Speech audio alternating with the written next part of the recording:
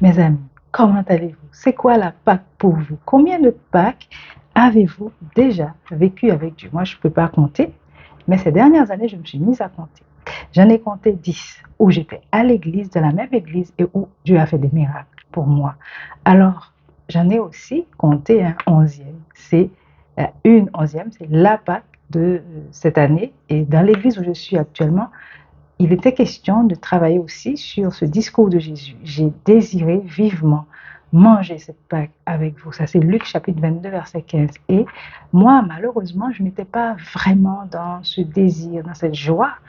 Au contraire, j'étais plutôt triste et j'ai même un peu pleuré parce que à l'approche de la Pâque, j'étais triste de ne pas pouvoir être dans mon église d'avant, dans l'église où j'avais passé 10 Pâques, quoi. L'année dernière, j'ai fêté la 10e Pâques avec mon église à Paris parce que c'était à Pâques 2014 que pour la première fois j'avais remis les pieds à l'église depuis, mais ça faisait vraiment des années, presque 10, ça faisait environ 7 ans que j'allais plus à l'église.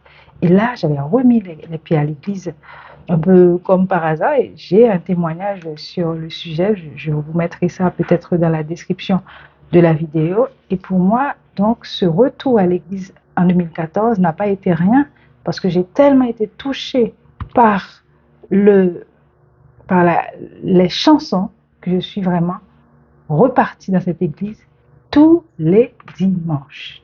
Je suis repartie dans cette église tous les dimanches jusqu'à ce qu'à Pâques 2016, il y a eu une série de prédications sur la mort, la résurrection, l'ascension, la Pentecôte, etc. Et toute ma foi est revenue grâce à ces prédications dans mon église. Et donc, à partir de là, j'ai continué donc à aller à l'église plus que pour un simple beau chant.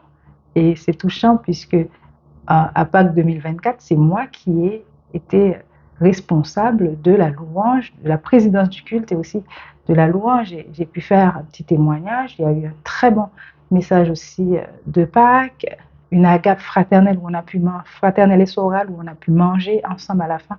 Il y a eu la Sainte Seine et tout. Je suis tellement touchée par ce culte de Pâques que finalement, je ne pouvais pas avancer vers cette Pâques dans un nouveau territoire avec la joie au cœur. Et pourtant, dans cette église où je suis depuis janvier, depuis donc presque 6 mois, eh ben, je me sens bien dans cette église. J'ai découvert cette église aussi par hasard, par le hasard d'un accident de mon petit doigt gauche. Eh ben, j'ai rencontré le pasteur, je suis allée à l'église régulièrement et un jour, dans un culte, un peu avant Pâques, le pasteur a parlé de ce désir qu'il avait lui aussi de célébrer la Pâques avec l'église et il a dit qu'il devait aller à Paris puisqu'il est malade, il était malade.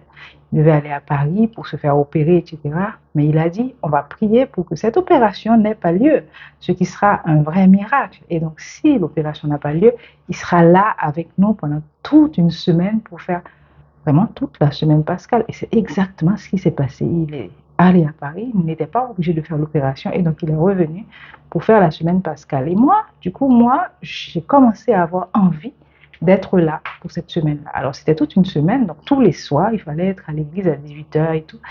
Et, et donc, du coup, j'ai dû négocier donc, avec ma famille pour me rendre disponible pour ce moment-là, soit en partant avec ma famille ou bien en laissant ma famille à la maison. Donc, du coup, je devais négocier ça. Et par la grâce de Dieu, le deuxième miracle a eu lieu. Non seulement il y a eu le miracle de la guérison du pasteur, mais il y a eu ce miracle qui m'a permis d'être là tous les jours. Et j'étais vraiment très, très contente. Et j'ai particulièrement aimé les temps de prière où j'ai été vraiment bénie. Les temps, il y avait des petits repas à la fin aussi. Bon, c'est des cultes où on ramassait même pas des offrandes. Et pourtant, tous les soirs, l'église offrait un petit repas après le culte. Tout le monde un petit goûter. Et c'était très bon. J'étais très touchée quand même par cette église qui donne au lieu de prendre. Et alors, j'imagine qu'ils n'ont pas beaucoup d'argent. Et donc, il y avait aussi un temps de communion fraternelle. Vous savez, avant le culte, après le culte, on a le temps de rencontrer les frères et sœurs, de discuter. Je suis particulièrement attachée à ces moments-là. Et c'était très bien. Et Les prédications aussi, hein, c'était de très bonnes prédications par le pasteur. J'étais vraiment très contente. On a parlé d'amour, de beaucoup de choses. Il y en a une en particulier qui m'a touchée. Ce jour-là, j'ai fait quand même l'effort d'aller au culte alors que je ne pouvais pas le faire puisque je devais accueillir une personne chez moi. Donc, du coup, je devais être chez moi à nettoyer, à préparer à manger, etc. Mais j'ai quand même fait le choix de venir. J'ai bien sûr nettoyé, préparé à manger quand même avant, mais dans la précipitation. Et je me suis vraiment rendue à ce culte-là. Alors, j'étais particulièrement touchée. La prédication m'a percutée. Ça parlait du pardon. Alors, je ne regrette jamais d'avoir fait le choix d'aller à ce culte au lieu de rester préparé à manger à la maison. Dans cette prédication sur le pardon, bien sûr que le pasteur a rappelé le sens du pardon pour un chrétien, le fait que Dieu aussi, c'est ce qu'il nous demande en tant que chrétien, on doit pardonner. Et le fait aussi que c'est le pardon qui explique qu'on soit là, c'est-à-dire Jésus a fait le choix de nous pardonner en mourant sur la croix. Dieu nous a pardonné grâce à la mort et la résurrection de son Fils. On ne méritait pas son pardon et pourtant il nous l'a donné. Mais alors oui, c'est aussi l'idée que c'est grâce à Dieu qu'on arrive à pardonner aux autres. On pense souvent que ben oui, il faut pardonner, il faut pardonner. Cette semaine encore, j'ai discuté avec deux amies très chères à mon cœur que j'apprécie et qui ne sont pas chrétiennes et qui me parlaient. Je ne parlais pas de ce culte, de rien, mais on parlait comme ça et qui disaient comment pour elles, c'était impossible de pardonner. Pour une, de pardonner à une personne en particulier, et pour l'autre, de pardonner, tout simplement. C'est difficile, trop compliqué. Et là, je me suis dit, mais oui, je comprends. En fait, le pardon, c'est un peu chrétien, au sens pas religieux, mais c'est un peu le Christ qui nous apprend à le faire. Rappelons-le, à la croix, il a dit, Père, pardonne-leur, ils ne savent pas ce qu'ils font. C'est des gens qui étaient en train de le tuer, hein, de le frapper, l'humilier, le tuer.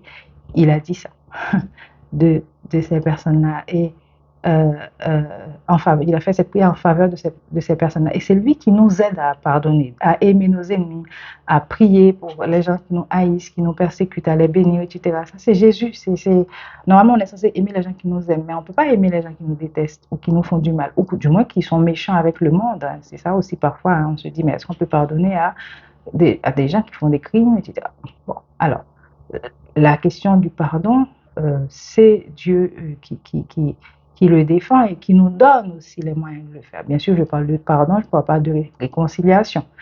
C'est-à-dire, on peut pardonner à quelqu'un et choisir de ne pas avoir de lien, de plus avoir de lien avec la personne pour se protéger, pour des milliers de choses. Hein. On ne va pas demander aux gens d'aller se réconcilier avec les gens qui leur font du mal, qui les mettent en danger, etc.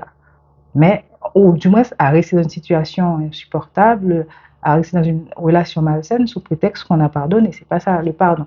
Le pardon, c'est le choix qu'on fait de relâcher une personne, de ne pas le garder dans son cœur, de ne pas repenser sans cesse à ce que cette personne nous a fait de mal et à continuer à vivre dans la joie et la paix du Seigneur, même si on a été blessé, même si on a été rejeté. Et donc, du coup, oui, comment on fait quand on a été blessé, quand on a été rejeté, quand l'autre personne ne demande pas pardon, quand la personne ne donne aucune explication par rapport à son acte, quand la personne ne s'excuse pas, quoi. Peut-on pardonner? Bon, le pardon, ça dépend de nous, pas de l'autre. C'est ce que moi, je choisis de faire, peu importe ce que tu fais, toi, en tant que personne qui m'offense. Et ce que le pasteur, alors là, j'ajoute beaucoup de choses hein, qui ne faisaient pas forcément partie de la prédication, mais ce que je garde en particulier de cette prédication, moi qui attendais une parole, un petit mot pardon de la part de l'autre et une parole d'explication, le pasteur a dit, mais est-ce que c'est le petit mot de la personne qui va vraiment effacer ton offense? Est-ce que c'est le petit mot de la personne qui va te rendre bien, qui va te faire du bien? Il faut que toi, tu choisisses de pardonner. De toute façon, ce n'est pas le petit mot. J'aime bien ce petit. Parce que moi, c'est exactement ce que je cherchais. Un petit mot. Et ça m'est arrivé 1000 fois dans ma vie d'attendre un petit mot et même de faire des choses que je n'aurais pas dû faire juste pour avoir ce petit mot que j'ai jamais eu hein, dans ces situations-là, dans plusieurs situations différentes. Et là, justement, je ne l'avais pas. J'ai dû me réconcilier sans ce petit mot à la hâte et dans l'attente d'une explication qui était promise pour après, on en discutera.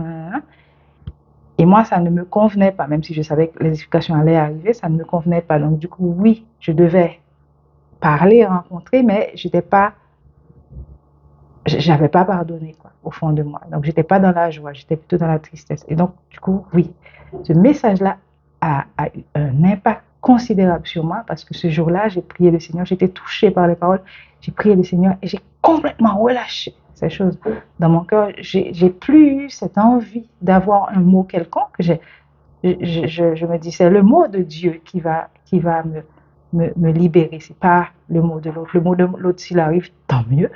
Très bien même, socialement, humainement. Mais en fait, ce qui va vraiment changer mon cœur, c'est le mot de Dieu. Et bien, franchement, Dieu a permis que ce miracle du pardon se fasse dans mon cœur. Et vraiment, pour moi, c'était vraiment très, très important. Du coup, ce jour-là, j'ai pu accueillir avec joie, les bras ouverts, le cœur ouvert, ce qui était pour moi une montagne, quelque chose d'impossible. Je ne sais pas ce que ça aurait donné si je n'étais pas partie à ce culte-là, au lieu de rester chez moi pour finaliser le repas ou pour finaliser le rangement de la maison. Après, c'était le vendredi saint et cette semaine-là, on a choisi de faire une journée de jeûne et de prière le vendredi saint. Toute la journée, il fallait jeûner et prier. J'ai fait ça, hein, j'aime pas forcément. En fait, c'est pas que j'aime pas, mais le jeûne est très éprouvant pour moi. C'est un très grand sacrifice pour moi de ne pas du tout manger. Et je fais des moments de jeûne dans la journée, mais passer une journée complète sans manger, c'est pas facile pour moi. Et pourtant, je l'ai fait, on va dire, c'est ce que j'ai dit ce jour-là, je l'ai fait par amour. Pas parce que j'attendais quelque chose en particulier, pas pour une requête en particulier, mais pour cet amour, pour Dieu, dans, cette, dans ce désir de plaire à mon Dieu et de faire ce qu'il me demande de faire avec les frères et sœurs.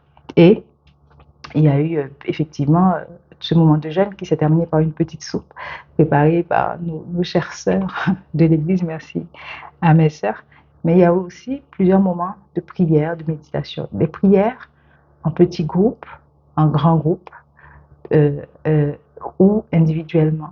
Et j'étais très touchée par les prières en petits groupes où j'ai été choisie par deux jeunes femmes pour faire un trio de prières qui s'est terminé par un quatuor. Et c'était un moment d'échange, de partage et de prière. Et je me suis dit, j'ai gardé dans mon cœur ce rêve que dans cette église, il y ait des moments où il y a un groupe de femmes qui prient, de jeunes femmes qui prient ensemble. J'espère vraiment que Dieu va faire en sorte que ce rêve se réalise. Alors, au fil des jours, j'ai donc été bénie. J'ai passé une fête pascale pleinement bénie dans la joie. Moi qui n'avais pas le désir au début, j'ai eu la joie de fêter Pâques dans cette nouvelle église. Alors, ce dimanche de Pâques, c'était vraiment extraordinaire, un culte extraordinaire avec une louange, mais géniale. J'ai gardé plusieurs chansons de la louange, la chanson qui dit Réjouis-toi, fille de Sion, nanana. Très géniale. La chanson de la joie de quoi? La joie du salut. Jésus est venu pour nous apporter le salut. Et ça doit être pour nous un grand sujet de joie. Réjouis-toi, enfant de Dieu. Puis Dieu, je te loue, car tu m'as répondu et tu m'as envoyé ton salut. Mais oui, cette chanson, elle m'a vraiment touchée. C'est pas des chansons que j'écoute souvent. Il y en a que je connaissais pas forcément d'ailleurs avant. Mais pierre rejetée par les hommes méprisés, elle est devenue la pierre d'angle qui est dans la Bible, mes amis. Hein? La pierre, Jésus, la pierre qui a été rejetée par les êtres humains, c'est devenu la pierre fondamentale, la pierre qui est au centre de notre vie, de notre foi, de notre réconciliation avec Dieu. Ce divin envoyé qui a été rejeté, méprisé, il est devenu le premier. J'espère qu'il est le premier dans ta vie, justement. Et parce qu'il vit, je n'ai rien à craindre. Je n'ai pas peur. Mes lendemains sont assurés ah oui, avec Jésus, la vie est belle, etc. J'aime beaucoup cette chanson qu'on chante souvent, très souvent dans cette église. Et j'étais très contente parce qu'il dit, je n'ai rien à craindre. Et puis, les moments de prière, toujours, je suis toujours touchée par ces moments où les gens se lèvent spontanément, font monter une prière devant Dieu. On écoute, les autres écoutent, ils sont bénis par cette prière et la personne qui prie aussi est bénie. Je suis certaine que Dieu est content de ces moments-là.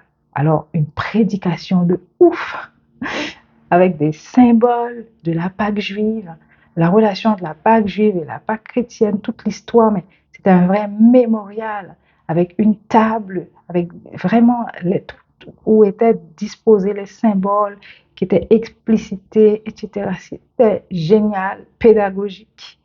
Et il y avait aussi un repas fraternel qui a fait partie du culte, repas fraternel et choral tellement bon, tellement euh, préparé, non mais c'était génial quoi.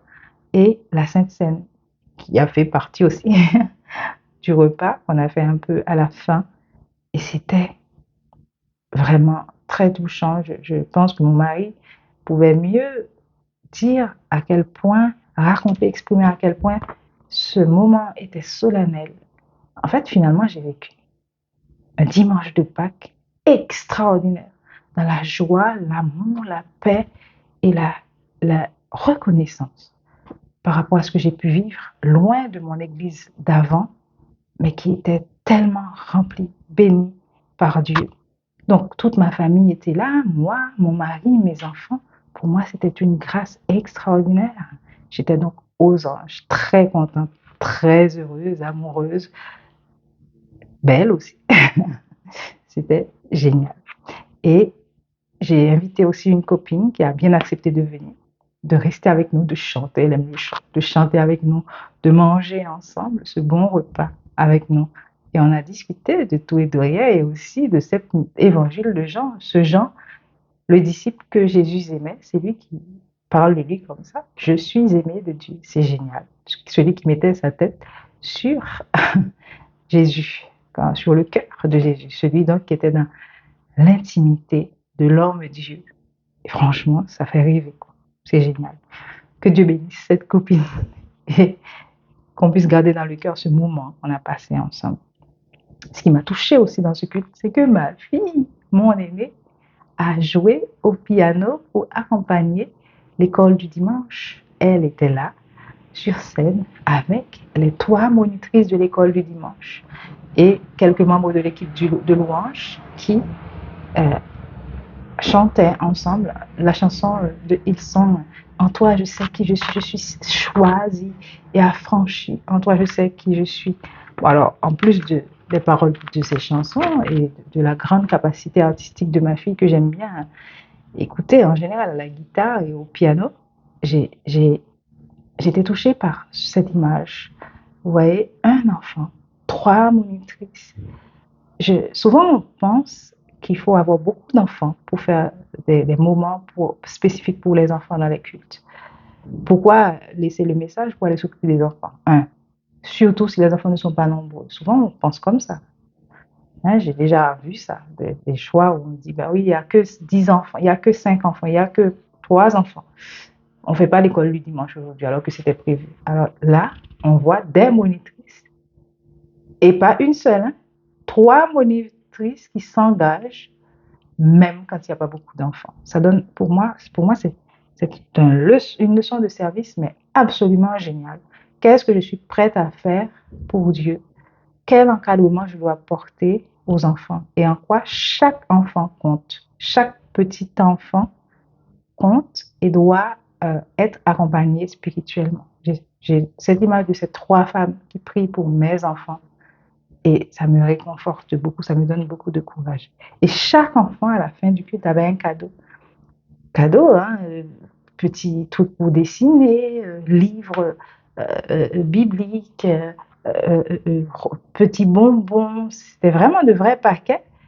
Et ça m'a touchée aussi, c'est-à-dire on ne donne pas beaucoup d'argent dans cette église. J'imagine qu'ils ne sont pas très riches. Et pourtant, ils pensent à faire des cadeaux comme ça, avec autant de générosité et d'amour. Et pour chaque enfant, quoi, c'est une attention mais extraordinaire. Il y avait des petits jeux aussi, un petit jeu en particulier où les enfants devaient trouver quelque chose, un petit jeu de... On avait caché quelque chose que les enfants devaient trouver, etc. Bon, c'était génial, quoi. Donc, tu vois, et là, tu te sens aimé. Bien sûr que nous sommes en Jésus-Christ hautement privilégiés et favorisés, mais quand dans un culte, on peut être au centre comme ça, tu sens que, ouais, tu es accueilli, tu es aimé. Et merci Seigneur pour ça. Alors oui, je remercie pleinement le Seigneur pour cette 11e Pâques que j'ai passée encore à l'église. Loin de mon église d'avant, effectivement, j'ai pu avoir des images de ce qui s'est passé. Je me suis dit, oh là là, c'était ouf aussi. La louange, la chorale, la prédication, ces visages qui me sont si familiers. Je pense qu'ils ont vécu un moment béni et je remercie le Seigneur pour ça. Mais là où j'étais aussi, j'ai vécu quelque chose d'extraordinaire. Je sais que c'est Dieu qui a voulu que je sois là à Pâques 2025. Et je sais que je suis là aujourd'hui, dans ce nouveau territoire, pas par hasard, mais parce que j'ai été l'objet d'un autre grand miracle de Dieu. Un autre grand miracle. J'ai eu enfin le poste pour lequel Dieu m'avait préparé et pour lequel, alors je dis Dieu m'avait préparé, on pourrait discuter 1000 fois par rapport à ça, mais j'ai donc fait mes études, hein, licence, maîtrise, doctorat, plusieurs disciplines, 2 disciplines. J'ai travaillé à l'université pendant 2 ans, 4 ans, j'ai enseigné 3 ans à l'école et tout, voilà. Je me suis battue, et entre-temps, j'ai continué à postuler, depuis ma soutenance de thèse, hein, j'ai continué à postuler, pendant 9 ans, j'ai postulé. J'ai été auditionnée 12 fois, on va dire 11 échecs, 11 échecs, 11 échecs. J'ai fait 12 auditions et la 11e était la bonne, ce que je ne savais pas puisque j'en ai fait une autre après. Je ne savais pas que j'étais prise, mais c'était vraiment la victoire, la réussite enfin. Après 12 auditions, j'ai été sélectionnée comme 2e à 3 reprises. Je n'ai jamais été première. Et là, cette fois, j'ai été classée première. Alors oui, avant, tout le monde disait, ouais, mais tu es tellement compétente, qu'est-ce qui se passe? Pourquoi tu n'as pas eu un poste? C'est à cause de ceci, c'est à cause de cela. Mais Dieu m'avait toujours témoigné son amour par rapport à ces échecs. Et j'ai été portée dans la prière par mes frères et sœurs, par mon église. Souvent, à chaque fois que j'avais une audition, je leur demandais de prier pour moi. Comme les périodes de recrutement sont très éprouvantes, il faut faire tellement de choses, ça prend tellement de temps, souvent je demande la prière dans mon église. Et même quand j'échoue après, je me dis qu'au lieu d'échouer seule, je préfère échouer avec mes frères et sœurs. J'ai aussi demandé à Dieu, quel est le sens de ces échecs? Qu'est-ce qu'on va apprendre de tout ça? Mais Dieu m'a toujours comblée de son amour. Il m'a toujours appris tout plein de choses. Et j'ai même plusieurs vidéos que j'ai faites ces dernières années à la suite de ces derniers échecs. Et souvent, ces derniers temps, j'ai écouté ces vidéos, je me suis dit, mais qu'est-ce que Dieu m'a donné de la force au lieu de m'apitoyer sur mon sort, au lieu d'être dans la haine ou la jalousie. À chaque fois, Dieu m'a comblée, Dieu m'a montré à nouveau son amour. Et il m'a toujours montré que finalement, j'étais une personne ultra privilégiée, hautement favorisée, même si je n'avais pas le poste. Je ne savais pas si j'allais finalement l'avoir ou pas. Je n'avais pas de prophétie par rapport à ça.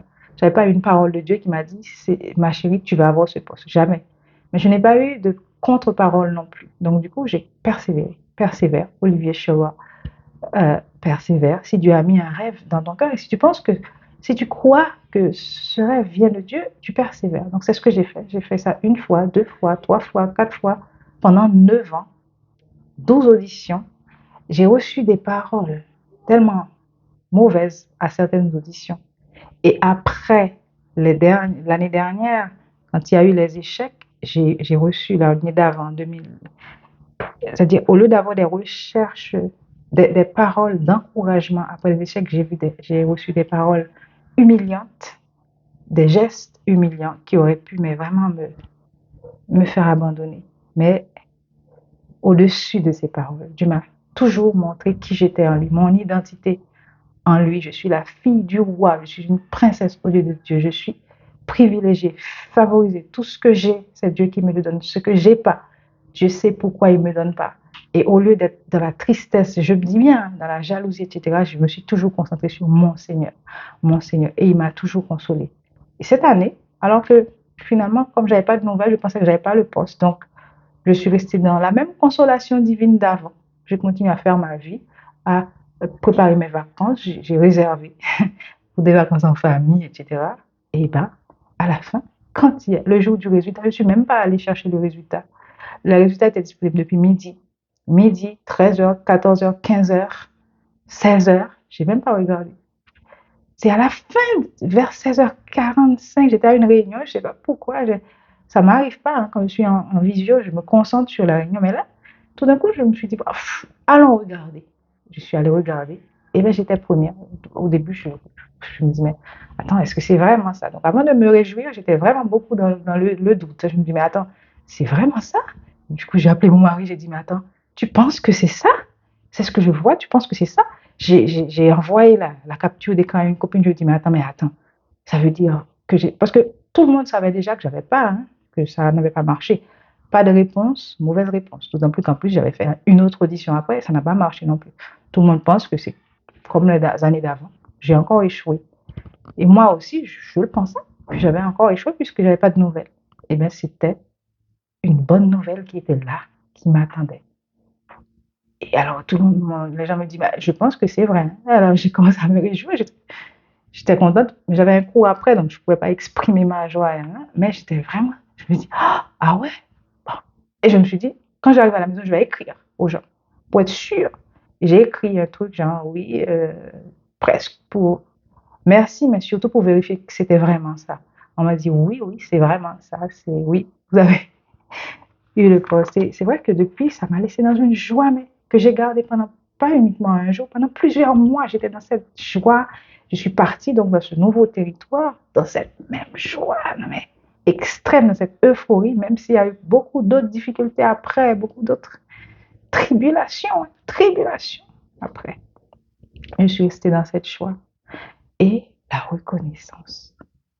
Dieu a répondu à mes prières. Dieu m'a fait le cadeau dont je rêvais.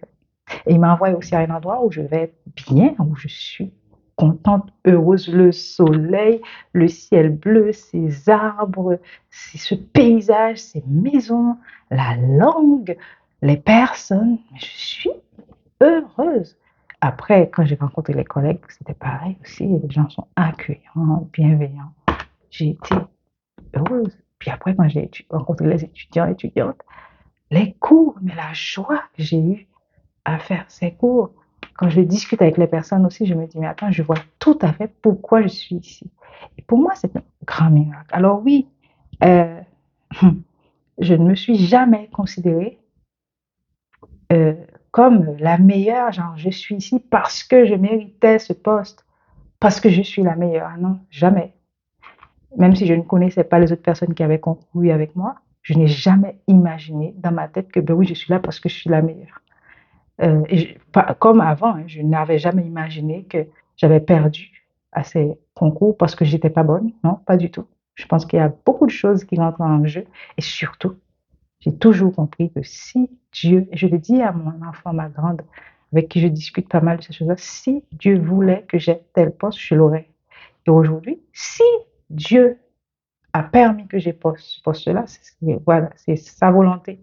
C'est lui qui a permis que les choses se passent comme ça. Que ce soit bien, que ce soit des petits bobos, parce qu'il y a aussi quelques petits écueils dans tout ça.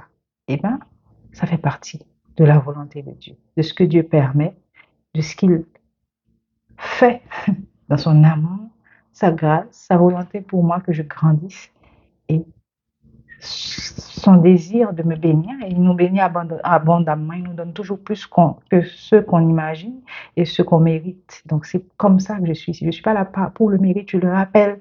Pas parce que j'ai pas, ah oui, j'ai mon niveau, je respecte ce que je suis, mais je ne pense pas que je sois là parce que j'ai le niveau que j'ai non, je pense que ou parce que j'aurais un dossier meilleur que les autres. Jamais, jamais. Je ne suis pas dans cette comparaison-là. Je suis là parce que Dieu l'a voulu ainsi. Et je ne suis pas là parce que quelqu'un me l'a fait en cadeau. Je n'ai pas contacté des petits copains, des amis, copines pour avoir ça. On m'a pas favorisé. J'ai personne qui aurait pu me favoriser sur ce poste-là. C'est Dieu qui l'a fait. Je pense qu'il a bien choisi de le faire comme ça.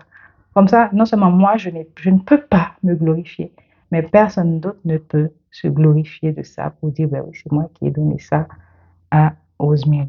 Je pense aussi que je ne suis pas là uniquement pour un travail, pour un poste, pour des raisons professionnelles.